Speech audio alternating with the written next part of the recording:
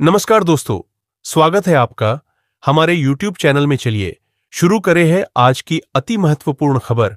उपन्नल कर्मचारियों के नियमितीकरण पर हाई कोर्ट में आज अहम सुनवाई। मुख्यमंत्री की घोषणा के बावजूद प्रक्रिया ठप, कर्मचारियों में नाराजगी। नैनीताल हाई कोर्ट में आज दिनांक 8 मई 2025 को अवमानना वाद संख्या 402/2024 की सुनवाई हो रही है, जिसमें उपन्नल उत्तराखंड पूर्व सैनिक कल्याण निगम लिमिटेड के माध्यम से कार्यरत कर्मचारियों के नियमितीकरण को लेकर पहले पारित न्यायिक आदेशों की अनदेखी का मामला उठाया गया है। यह मामला कोर्ट नंबर 1 में आइटम नंबर 62 के तहत सूचीबद्ध है। हाई कोर्ट और सुप्रीम कोर्ट दोनों ने पहले ही उपन्नल कर्मचारियों के नियमितीकरण को लेकर स्पष्ट आदेश पारित किए हैं, लेकिन इन आदेशों के बावजूद अब तक राज्य सरकार द्वारा कोई ठोस कार्रवाई नहीं की गई है।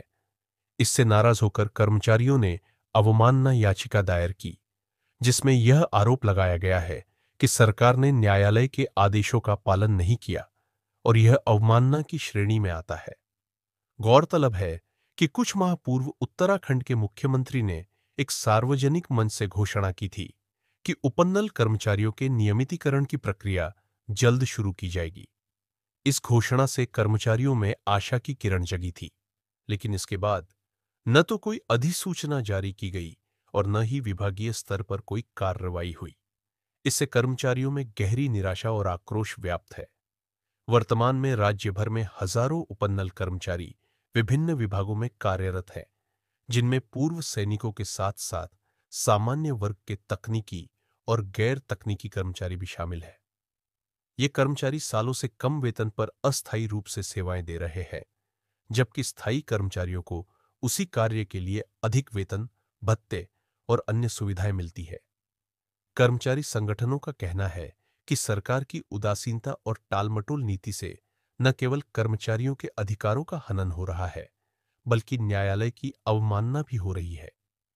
आज की सुनवाई में अदालत यह जांच करेगी कि न्यायालय के आदेशों के बावजूद नियमितीकरण की प्रक्रिया क्यों नहीं शुरू हुई और कौन अधिकारी इसके लिए उत्तरदायी है। उपन्नल कर्मचारी यूनियन के प्रतिनिधियों ने चेतावनी दी है कि यदि अब भी न्याय नहीं मिला तो वे राज्यव्यापी आंदोलन शुरू करेंगे। यह मामला न केवल कानूनी रूप से महत्वपूर्ण है, बल्कि यह राज्य सरकार की जवाबदेही, कर्मचारियों के भविष्य और न्यायपालिका की प्रतिष्ठा से भी जुड़ा हुआ है। अब सभी की निगाहें हाईकोर्ट के फैसले और सरकार की अगली कार्रवाई पर टिकी है।